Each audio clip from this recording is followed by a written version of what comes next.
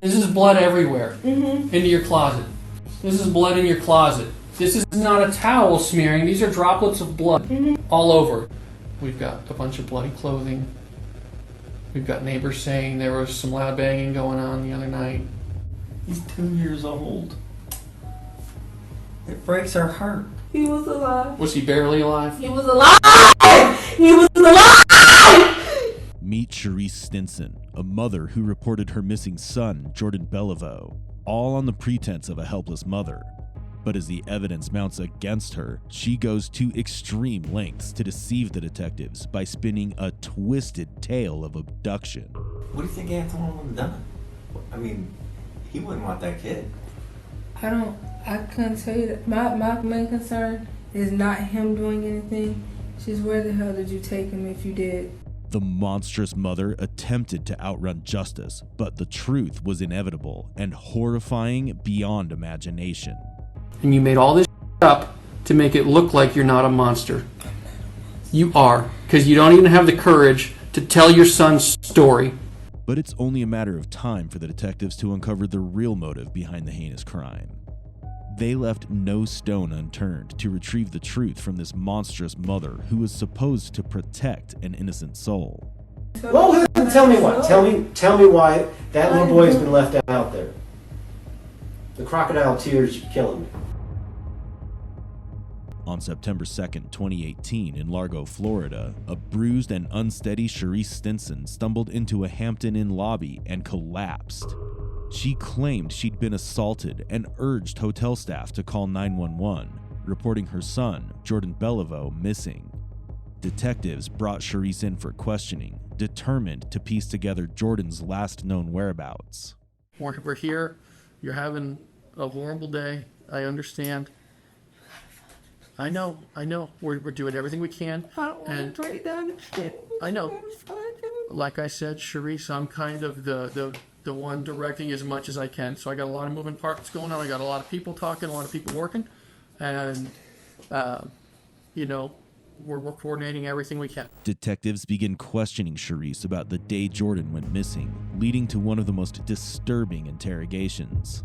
And I picked up my son, and we headed out the door. I don't lock my door because I have no idea where my keys are. Okay. You get a new lock?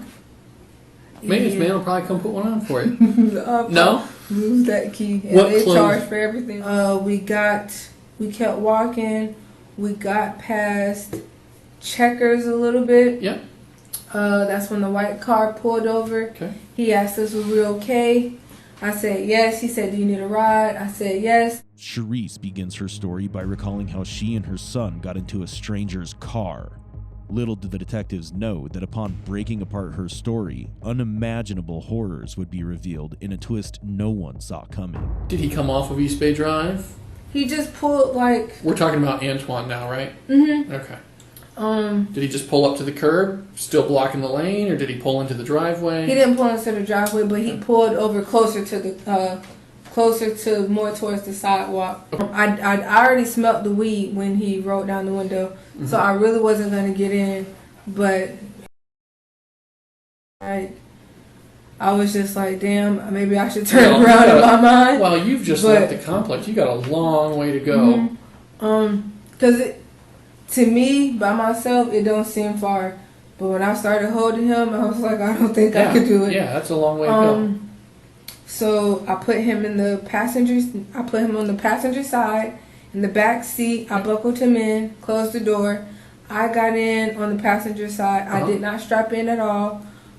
We drove down. We were driving. He asked me my name. I told him. I was kind of rude because that's just me with people like that. And then he told me his name was Antoine. And then he asked me where did I need to go. I said I have to drop my son off at my baby dad's house. He kept asking, well, do you mess with him? I'm going to say it how he said. I just don't like cussing in front of adults sometimes. He was like, well, do you fuck with him? I was like, no, we just co-parent. He just kept asking that. Just so I'm clear, he's asking basically if you're still in a relationship with him. Okay. Because I know when a dude is trying to get at me. Sure. Okay, what happened? We were driving down that's when he was like, well, what am I going to get out of giving you a ride? And I'm just like, you offered me the ride. Right. And then he was like, well, can you suck me up? And I'm like, no, like, I'm not on that. He said... Just say what he said and then be clear about what it means. It means giving oral sex. Okay. And then I was like, no, like, I'm not on that. Then he offered to give me $150. At that point, I'm like, okay, well, I don't got no money. I don't got no way to feed my child. And honestly, if everything would have went that way and I would have just got the money, I would have took my ass back home. Because at that point, I don't even need Jordan because I could buy my child something to eat. Sure. So he offers you that while you're driving? Okay. He was driving down. We drove down, and I remember he put a plastic bag over his then that's when that happened. You gotta be descriptive. That's when I gave him oral. How long did that take, do you think? 5 to 7 minutes. Okay. That's when he was like, that's it. And I'm like, yeah. And he was like, well, can I? And he kept saying that. And I'm like, nah. And at that point, I was just like, I don't even need the ride anymore. And he just got mad. And that's when he just started hitting me. Okay. And from that point on, I am seriously trying to connect the points from getting from there to Largo Central. Charisse claims that a man named Antoine abducted Jordan, saying he offered them a ride. But was it a responsible choice for a mother to get into a car with a stranger under the influence of drugs while holding her child? Charisse admits she was rude in her responses, explaining, "That's just how I am with those types of people." Yet she still agreed to ride with him. As she continues her story, her account raises more red flags against her than against the supposed kidnapper.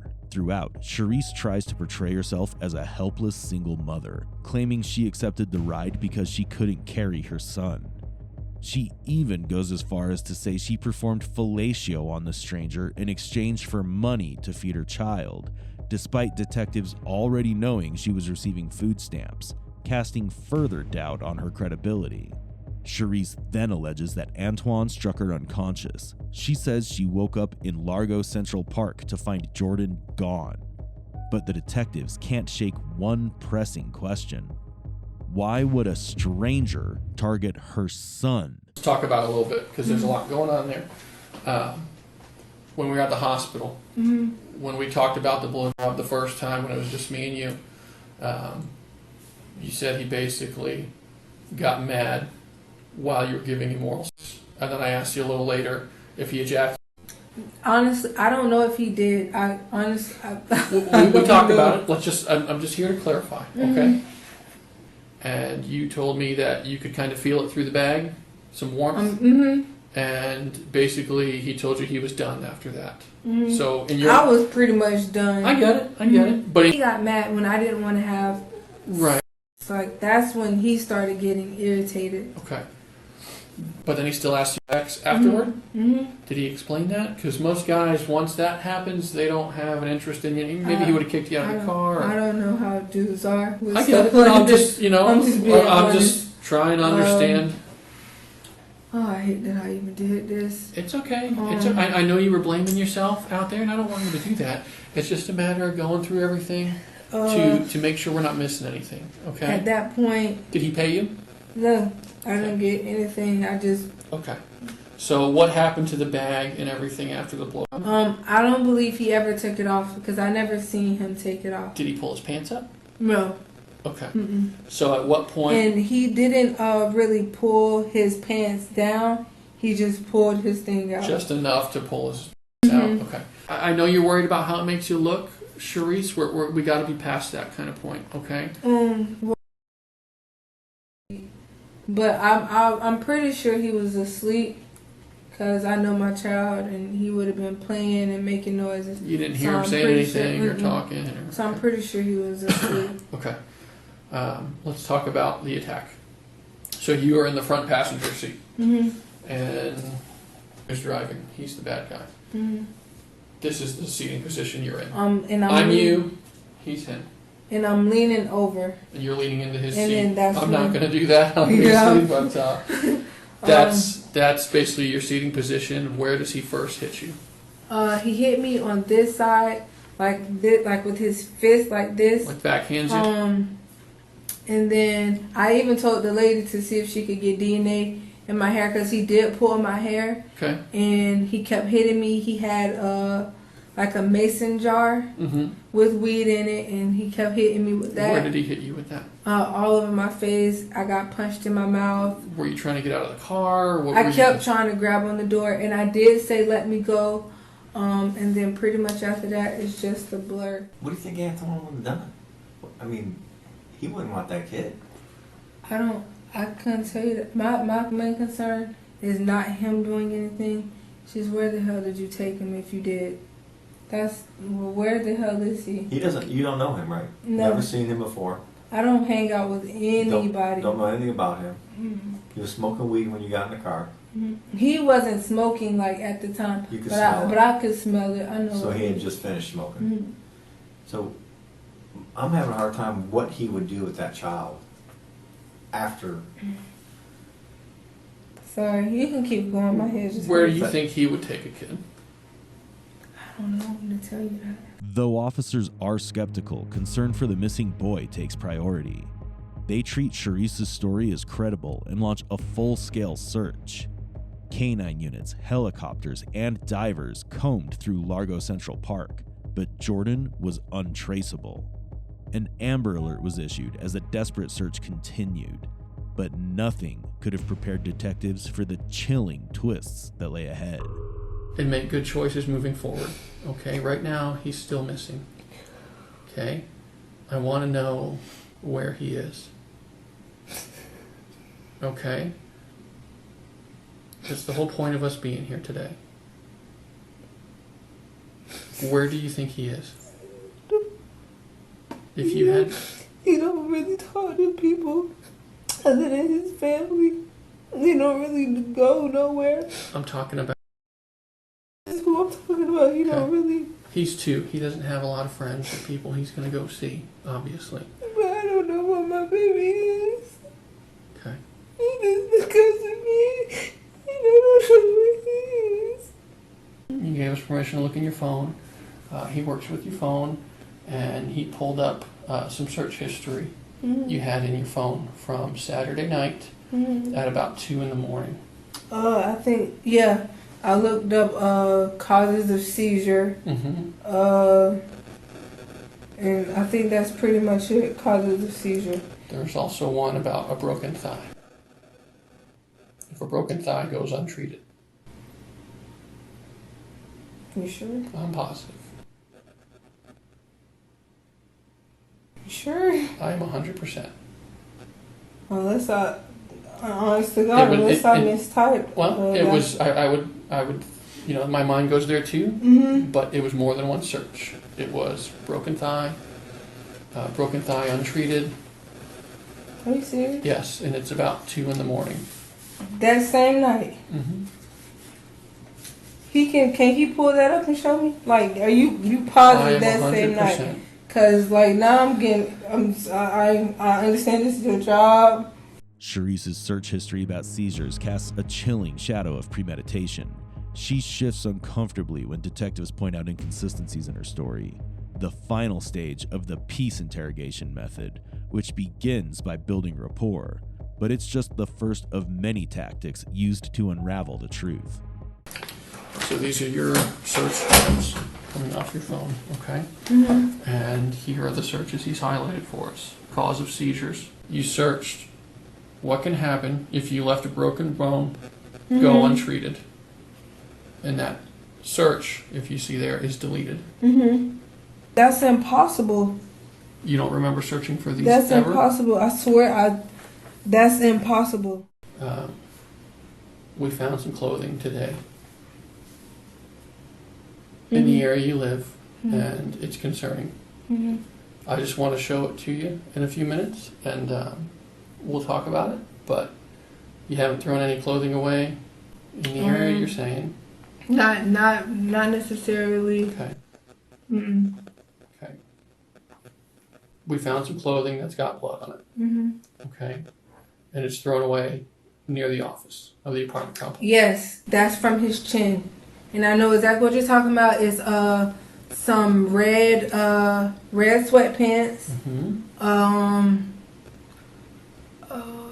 don't know what kind of shirt that was.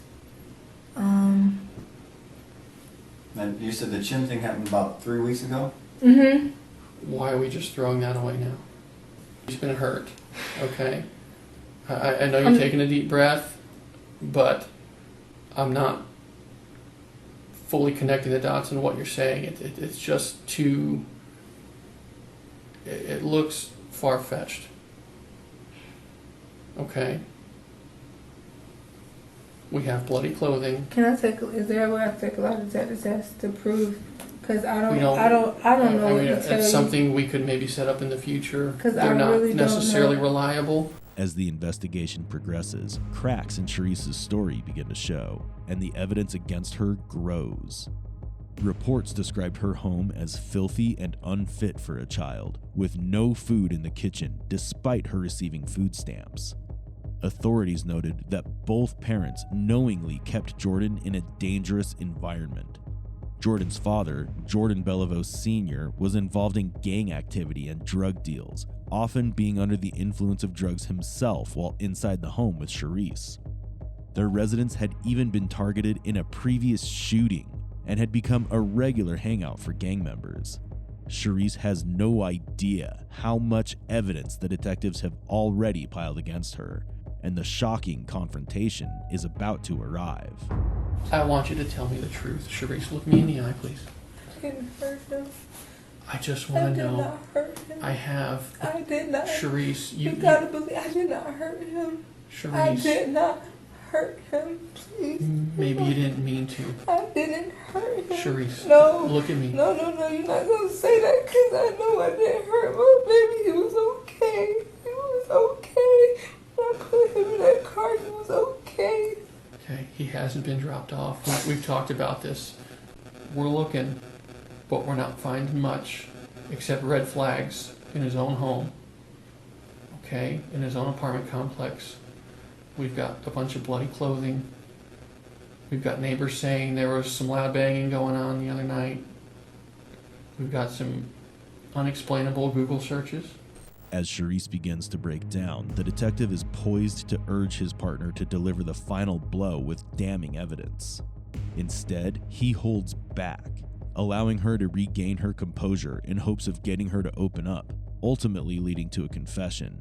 It's only a matter of time before the truth comes to light.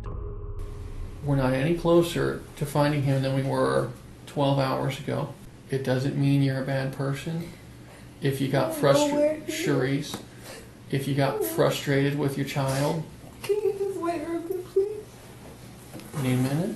Because I didn't hurt him. Please stop doing that.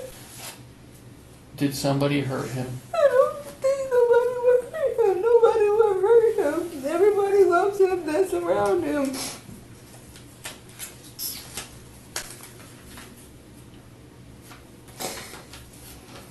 Jim, please come back. Please come back. Please come back. Charisse. He gotta come back. This is Charisse. He gotta prove no wrong. He gotta prove no wrong. He gotta prove no wrong. 'Cause I didn't hurt him.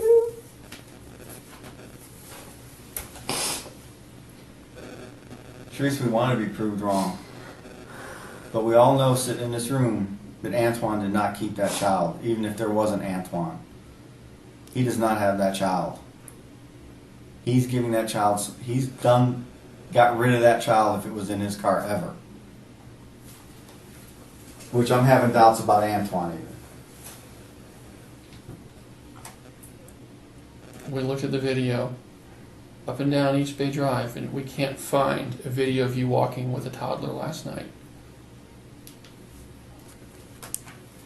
I think you're not being forthcoming with us about what happened, and I'm pretty sure there is no Antoine that your child got in the car with. Well, Charisse, What they do is they spray a chemical on the ground that shows blood. This is not a chin bleed. But I haven't. Listen. I haven't. I'm going to explain for a second. Okay. This is blood everywhere into your closet. This is blood in your closet. This is not a towel smearing. These are droplets of blood all over. That's not a towel getting rubbed on the floor. I don't. What are you trying to say? Something happened to him. Something happened to him. Oh, bro. Not come on, bro. This is for your son. This is for your son.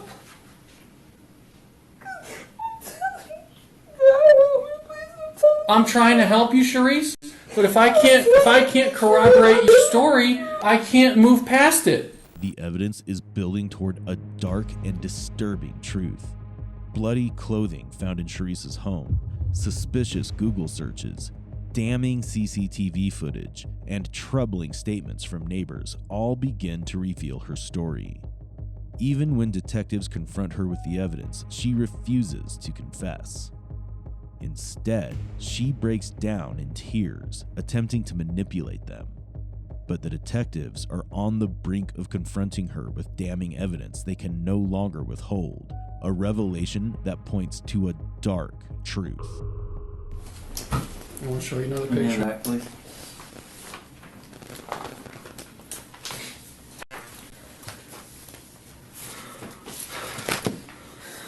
What was it?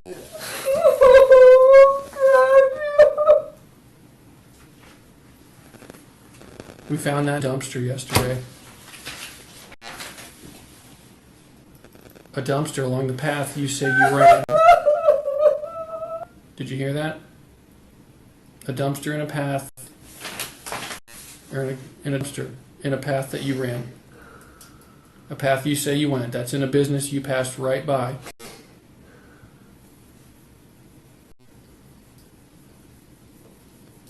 He had all his clothes in it, neatly folded. He had some stuff in there with his name on it. It's his bag. We found the bag. We didn't find him. We don't have him.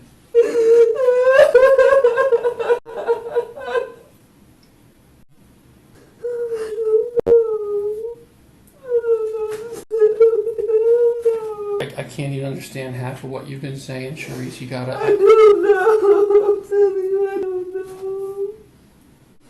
Everybody wants answers. Everybody's looking. It's not fair to him. It is not fair. He can't answer for himself. He's 2 years old. It breaks our heart. You understand that? We don't even know him, and it breaks our heart. He's your child. It's not fair. It is not fair to him. You have answers. Antoine's not real, is he?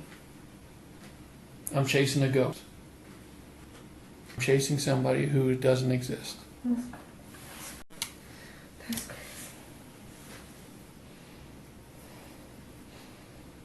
Just tell me the truth, Charisse.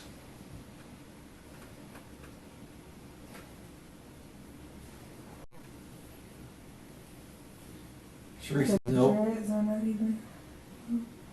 Charisse, nobody's gonna think any less of you. Nothing's gonna change on the way you think. Honestly, I think some kind of accident happened. I think something happened. And I don't know how to explain it yet. But something happened. He was put somewhere. And he's out there every day right now. Lost.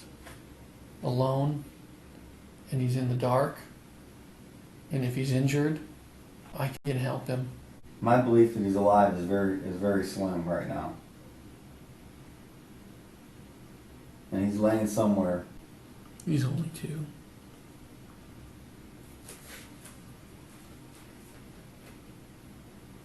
He's 2 years old. Can you imagine being in whatever horrible situation he's in at 2 years old? Can you remember anything from 2 years old? He hasn't even started his life. And his own damn father won't bring him a meal. He's stuck with a mother who's struggling. This is done when you want it to be. You think there'll be a picture taken of him like that again? It has to be. Do you think there will be? What do you think? It's been over 36 hours. You know. Can you please stop? Like, seriously. Stop what? Stop saying that, because I don't know. And just stop saying that. When dealing with a monster mother, detectives often take a calm, calculated approach, softening their tone, almost coddling the suspect. Here, they're initiating the first phase of that strategy, gently suggesting it may have all been a tragic accident. Investigators found no witnesses who had seen Antoine, and surveillance footage showed no sign of a white Toyota Camry in the area. Even Charisse's injuries didn't align with her claims of being knocked unconscious. The striking resemblance between the sketch of Antoine and Charisse herself pointed to something deeper, a textbook case of psychological projection, where a person attributes their own unacceptable actions or feelings onto someone else. As the case unravels, the grim possibility of the worst-case scenario inches closer to reality. But even the detectives aren't ready for a truth far darker than their wildest imagination. Let's go on the random aspect that you bumped into that 1 in a million offender who recognizes the golden goose. You've got a child that just struck gold, and he goes off to parts unknown to do whatever he's going to do with your son. Only after he asked 5-month pregnant mom, obviously he said that didn't happen. Or the other half is that you've got this perfect Cinderella situation where this random weed-smoking super dude is going to take your kid off and he will live a loving life. Well, I wish he was too, but yet you said that everything was fine, he was fine, and then every time you take about more than 2 seconds to think about what happened, more comes out. And I wish to God he was okay. Did he die that night in your house? I'm sorry. Did he stop breathing in your house, Cherie? No. You said he's having... breathing. You He's acting really funny. Cherie? Well, You know, you're describing because him... I didn't know what to do. You're describing him as But having he a was seizure, okay. and if we lay in a position okay. that restricts breathing, He was okay. if he would lay in a position that restricts breathing, Cherie, If he throws up and he's not facing the right way and he chokes on it... called positional asphyxia, He was okay. did he stop breathing at some point? No, Cherie? he didn't. Did he throw up and he couldn't get off of it? Or you woke up and he was... No, I there was imagine- no throw up that I seen. No. But he stopped breathing, I imagine. No. It caused you to Google search it. You Google searched it He was because... choking on his tongue, so I didn't know, but he wasn't blue. Did you have to stick your finger in his mouth? I was pulling his tongue because it was like he was biting on it. So his tongue's He a was little... choking. He's biting his tongue, he's having a seizure, and he's choking. Did you wake up and he was dead? No, he was alive. Okay. He was alive. But not much alive. He was alive. Was he barely alive? He was alive! He was alive! Are you sure about that? Yes! Because I found out that husband, my baby, he was walking. He was alive! He was alive! He was alive! The detectives switch gears, abandoning their calm, persuasive approach for a more intense, confrontational strategy, aiming to provoke an emotional response by confronting Charisse with the horrifying fate her son may have suffered. But a disturbing confession is just around the corner, leaving the detectives stunned. There's people waiting. You see when you look out that door, there's people in that room that are waiting to go somewhere. They're listening to what we're talking about and they're waiting to go somewhere to try and save him. What's worse, the thought of having to explain to your mother what's gone on, or the thought of rattlesnakes, squirrels picking at your boy? That's worse. Yeah, I would hope so. That would bring tears. It's bringing tears to my eyes. It's not my kid. But I've seen the ravages of what nature does to a body left unattended. It's not pretty. It's disgusting. It gets bloated. If it's left in water, it will disintegrate. He'll almost be hard to recognize by It will tomorrow boil. if that happened. Birds, insects, maggots will go for all the open parts of his body, feast on them. I want to preserve him. I want to find him in the best possible condition, whether that's alive. Nobody deserves that. Not a 40-year-old man, not a beautiful 2-year-old boy. Yeah, mistakes were certainly made. But the worst one, to leave a child that had so little love shown to him over his little life, the last me and the to leave him, to be eaten by the lowest of little critters around because we don't want to tell Mom. No, not because I don't want to tell. Well, tell me what. Tell me why that little boy has been left out there.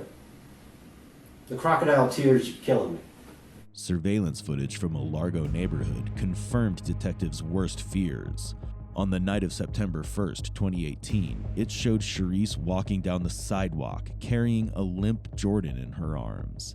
Just 20 minutes later, another camera captured her alone. No car, no Antoine, and no sign of her son. Can we start by just doing something easy, looking at the map? You searched over there last night. Did you find him? No. Okay. What led you to go over there last We night? went everywhere. We went behind Everest. We went everywhere. Okay. Okay. Don't beat yourself up because you didn't find him, okay? It's not your burden to find him. That was my burden. Okay, and he's found now. So today, we started going through this area right here. Mm-hmm. On King Drive right here.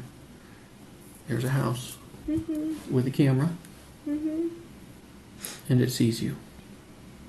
Can you show me that? Because I'm not going to believe that. I don't have the video right here to show you I'm now. not going to believe that. Okay. Mm-hmm. You're just going to have to listen to what I'm saying. Yes, yeah.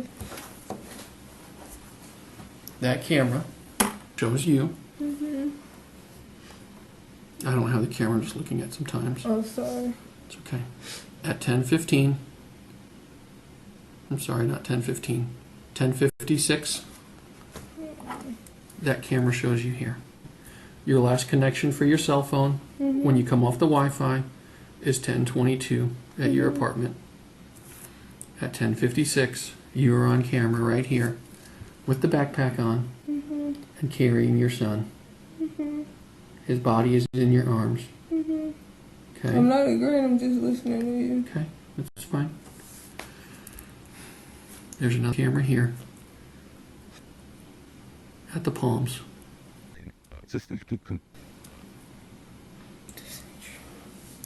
19 minutes after this camera on Keene Park sees you, this camera sees you walking south from this way, where his body is found, carrying just a backpack now.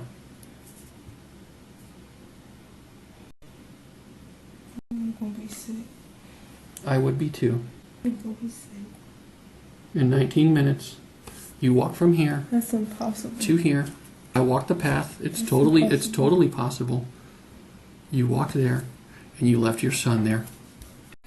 And then when you walk by right there, you still have the backpack that you dumped in the dumpster near the apartments that you made this whole story up about Antoine. No, I don't believe you one bit, Charisse. You are a liar. No. You have not told me the truth all week. No. That is a fact. That is a fact. The fact is he's there and he's dead. The fact is you walked by, you left him there in the woods behind that dumpster. You left him there, and you carried his backpack, and you left it here. And you made all this up to make it look like you're not a monster. You are, because you don't even have the courage to tell your son's story. Something happened to him when you were responsible for him. I don't know if he was dead when you left him, or if you just left him there in the woods all alone, dying. You didn't do anything but leave him. You left him there. You walked away from him. You went there last night to see if he was still there, and he was. I saw him with my own eyes. I found him with my group of people. We found him right where you left him, wearing the clothes, wearing the shoes. Your lies are over. On September 4th, 2018, a friend of Charisse came forward, telling police she had driven Charisse to a dumpster near the north side of a local sports complex.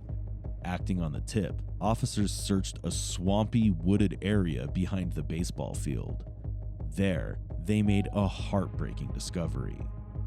Jordan's body partially hidden beneath vegetation and submerged in shallow water. He was already decomposing. Maggots had begun feeding on his skin, a grim sign of how long he'd been left there. That's when he just passed out, like, and I just panicked. He just passed out? I could have called. Sure, but, you know. I don't know. I didn't It's okay. Where did you go when he passed out? So you passed out, like... Yeah, but he was On still that- breathing. Yeah, Well, but he was just... on that path between your apartment and East Bay that we took the other day? Mm-hmm. Passes out about in the middle there? Mm-hmm. Okay, so like right in here. Okay. At that point, I was gonna get some help, but Sure. we got past some apartments down there, Yep. and I sat him down, and at that point, he just wasn't breathing. Okay. He just wasn't breathing. But I could feel a pulse, and then we just sat there for a little bit, and then, like, I was like, June, come on. Yeah. And like he was like, I'm not gonna say he wasn't breathing. It was just real Shallow, like? faint. Okay. So I picked him up. I could still hear him breathing a little bit in my ear, so I picked him up, and I just got really scared. So we walked. I came back this way. Okay. And, This is where he's found. I came back this way, and This is like a weird intersection. It's like a three-way intersection. Do you remember talking to a lady right here who asked you if you were okay? I can't No. remember. Okay. I can't remember. Okay. So you go down McMullen. We come down. I know.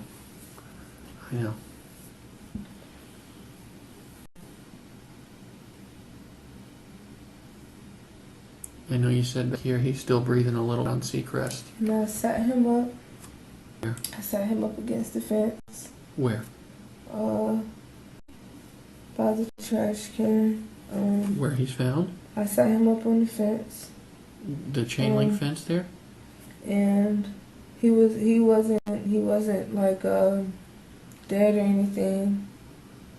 And I did leave. Where's this fence you're talking about? And when I came back, I came back. Where did you leave them? I came back. You said fence. I need to know what fence you're talking about. The fence right by where he's found? I came back. And I sat him up against the fence. Well, it really wasn't the fence. It was like the chain the link? white. There's like a white panel surrounding the I dumpster. sat him there, Okay, so the one around the dumpster? and he was still breathing a little bit and stuff. Okay. And then I left. I just needed to think. Okay. Where did you walk when you left? At that point, I left. I went to the park. Did you walk over here where this camera saw you? I walked to the park. Right on the side of the palms, like between the community center and the palms? I walked to the park. I just needed to breathe. Did you throw the backpack away? Here? I'm gonna get to that. Okay. I needed to breathe. Because at that point, it was like I already knew what was gonna happen. Sure. And then I came back, and it was just tragic. Like, How long do you think before you came back? I don't know. Okay. It wasn't long. I walked around. So you left him leaning against the panel fence. How did he get into the woods there? The woods behind the fence. Is that when you went back? Was he dead when you went back? Yeah. Okay. Charisse's callous decision to abandon her dying baby by a fence casts her as a monstrous mother. She stumbles over her words, spinning stories that unravel into a wild goose chase. For nearly 60 hours, officers searched for Antoine, pouring $500,000 in taxpayer resources into chasing a figure Charisse had fabricated all along. Detectives know she's still hiding the truth. From the very beginning, she's steered the investigation with lies, but now the facade is crumbling and a horrifying confession is imminent. What was the injury? What was the injury that made him pass out? I don't know. Was it the leg? Was something wrong with the leg? I mean, a I leg don't know. Maybe he was in pain. leg probably wouldn't make him pass out. You know, something he had to. You know, something had to happen to him. Did he throw up that night?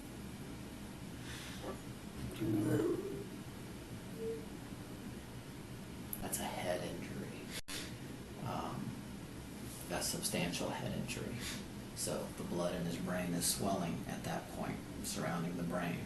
The 2-year-old child has this little space in between them. When blood fills that space, it has somewhere it He has hit to his go. head that night. How did he hit his What head? night?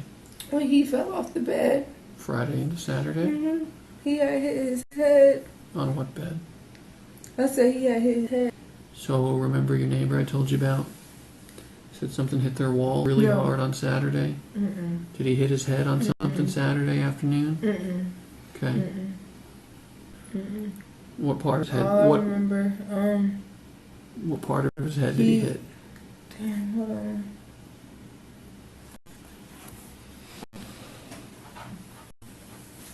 I'm trying to remember walking in the living room.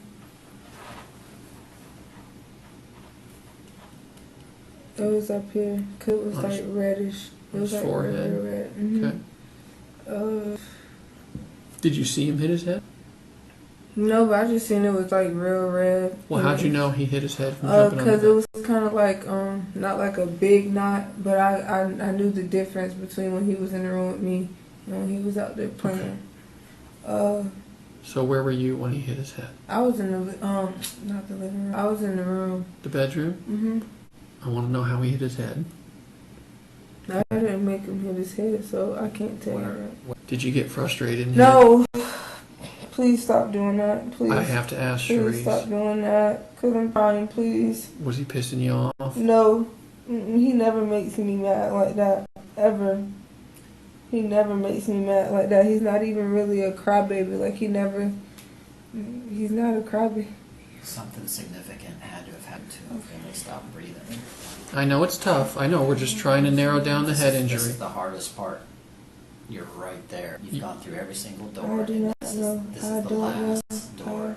I You don't- do know. Jordan was found in a heartbreaking condition. The autopsy revealed that he had suffered a fractured skull, brain hemorrhaging, internal bleeding beneath the scalp, and a broken leg. A healing wound marked his chin, and deep cuts covered his body. But what was most horrifying was the fact that despite such harrowing injuries, Jordan died from blunt force trauma to the head. A more detailed confession was something that detectives were desperate for. He's your baby. You owe it to him.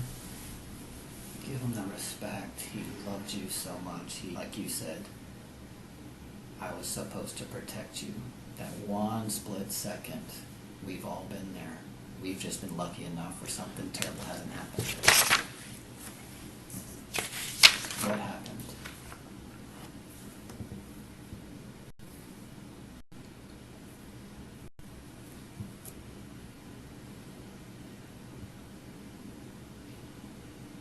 We won't think different of you, Charisse, like you said. It don't matter. You don't have to think anything different of me, because I'm gonna face up to But you're not. 25 You're stopping right here. other years, and You're not, I'm you're gonna not die facing in up to prison. anything. You're not facing up to anything because you haven't made amends yet. You're right there. I'm gonna die in prison. We don't know that. I'm going to. You don't have to judge me. It's gonna be a bunch of. I'm gonna die in jail. No. Remember I said people always want to know what happened. I want him to Because die in jail. people that will be judging I'm you gonna will be die in like, listen to county. me. People that will be judging you will say, yeah, I've been there. If we go and end this chapter, like if you want us to end it saying, she doesn't know, she didn't say anything, that's when they're like, the hell with her. But give some empathy. We've written a whole book this week, Charisse, you and me. This is the last page. Can I call my mom, please? Yeah, I told you can call her. Okay, I'm going to let you call her. Okay, but I want to know how he hurt his head. I do not know how he hurt his head. Okay? I don't know. All I can tell you is I left. I came back. When I came back, he was gone. At that point, He was gone or he was dead? He was dead. And then you put him I left. in the water. I left. And actually, I didn't put him in the water, though. Where did you put him? I raised him up, and I sat him over the fence. Was he still alive?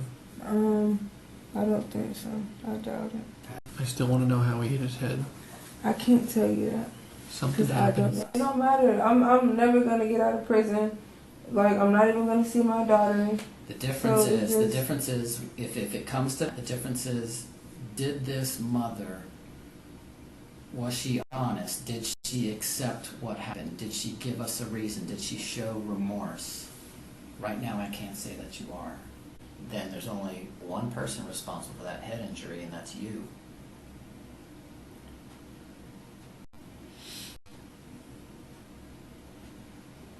Don't let the doctor guess what happened Say the tomorrow. truth sets you free.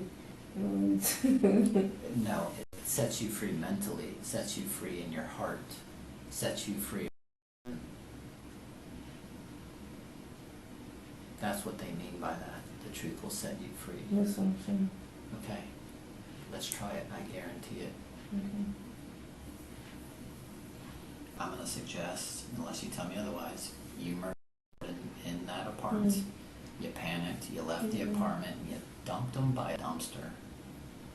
And then, according to your words, you come back, throw him over a chain link fence. Like a piece of trash. I didn't throw him. Chain link fence is this tall. He was all the way over there. Unless you went over the side, plop, a piece of trash. Trust me, I already feel like a horrible person. I am a horrible person. I am a monster. Neighbors reported hearing violent thuds against the wall so forceful that their furniture shook and toppled over, an eerie indication of the force used that night. It painted a haunting picture of the pain Jordan had endured. Now, Charisse stands on the verge of a confession that changes everything. I'm not a monster. I don't think you're a monster, Charisse. You're a single mom with the world against you. It really is. And you're in a bad situation that nobody would choose. Nobody would choose to be here if they could. Nobody ever comes. I know. You've been calling all day Friday, all day Saturday. Those people don't give a about you. They're not there to help you. They wouldn't give a shit about you. They don't even care about him. This just happened and then they came. Yeah, we get that. I went back and just wouldn't get up. That's because he was dying, Charisse. Oh God, I'm sorry. I didn't even stab him. I'm sorry. If it's easier for you, write it down. Just write down what happened. That way you don't have to say it. You can write it. Finish the story. Here's a good picture. I don't even deserve to see that. You do.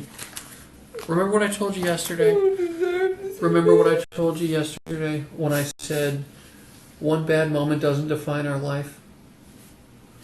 Just because one thing happened, I'm sorry. Charisse, just because one thing happened that was bad doesn't take back all the good times. It doesn't negate everything good. It doesn't negate everything you did as a mother. You were a good mom. You were. Something happened. Something happened. Remember him as that happy little guy. Not the guy. He's not. He's not that big. He's not. He's not, I did that. but Charisse, that's who he was. He was happy Jordan. I'm so sweet. He kept crying because he was hungry, and I just got mad. You know, I wasn't really mad. I just wanted him to just shut up for 2 seconds. Yeah.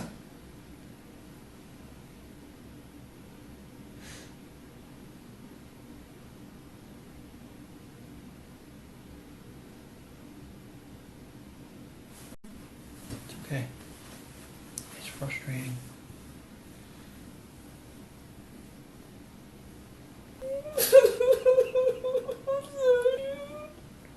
You just wanted him to stop crying. I'm just like, I hit him like really hard, and he hit his head really hard On what? on the wall. Which wall? The one by our bed. Okay, when was he crying and he wouldn't stop?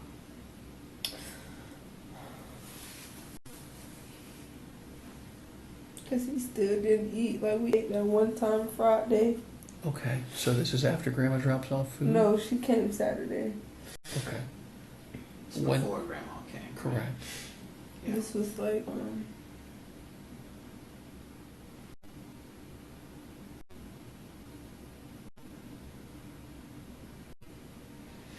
he had fell. He hit his head then. And So- then so with the- this so- was around, oh damn. I really can't remember the time, but I know he hit his head pretty hard on the wall. Charisse finally admitted to striking Jordan. She claimed he'd fallen from his bed and injured his leg, and when he wouldn't stop crying, she lashed out, hitting him in the face with the back of her hand. The impact was so severe that his head slammed into the wall. He began having seizures, but instead of seeking medical help, Charisse took him to the woods and abandoned him. She didn't choose a peaceful resting place or offer any sign of care. She simply dumped him in murky water and walked away. In that cold, heartless moment, it becomes clear she doesn't just fail him, she abandons him completely, turning her back on the child she was supposed to protect. You kind of did this, so you hit him with like the back of your hand. And he hit his head really hard. Like really, The back of hard. his head. Yes, sir. What part of his head did you hit with your hand? I hit I hit the front of his face, like, but it was Like right really here? hard. How's he positioned in the bed? And how are you positioned? So you're I'm more here. up. Your bed's in the corner of the I'm room. more up. This is the corner of your room, and the bed's like that. Yeah, but say like we're on this side. Like, well, Like I'm gonna do it this way. For Okay. saying this way. Okay. Side of So this is the corner of your room back here? Mhm, he's closer to the window Okay. because I gotta sit like towards the end, Sure. like when I'm up for my phone to charge. And your bed has a wall right behind Mhm. it. Okay. And then I just He was sitting up right there where my partner's sitting. And where's your hand hit him? Don't hit my partner, obviously. when you're really Just put tired. your hand on. Put your hand Like that, like Like really by the hard. eyes, and then his head And goes then back. he went. Okay. What happened when he hit his head? He was crying, but he was like, Did you hit him again? mm-mm. At that point, I felt bad because he wasn't. Sure, sure. Is that why? But And when does he start having the seizures? I'm proud of you. I'm proud of you. It's okay. It happened. It happened. Okay? It's hard to say. After hours of relentless questioning, adapting every tactic in the book from aligning with her story to emotional appeals, harsh reality checks, and even veiled threats, the detectives finally secured a confession. On September 5th, 2018, Charisse Stinson made her first court appearance. Judge Nancy Moat Lay denied her bail on a first-degree murder charge, and a public defender was appointed to represent her. Charisse took a plea deal to avoid the death penalty. The charges were reduced to second-degree murder, along with an additional charge for filing a false report about the fabricated kidnapping. Charisse was sentenced to 50 years in prison during a pre-trial hearing on Tuesday, October 13, 2020. Charisse Stinson now sits behind bars, but one question still lingers. Could Jordan's life have been saved if Charisse had sought medical help right away?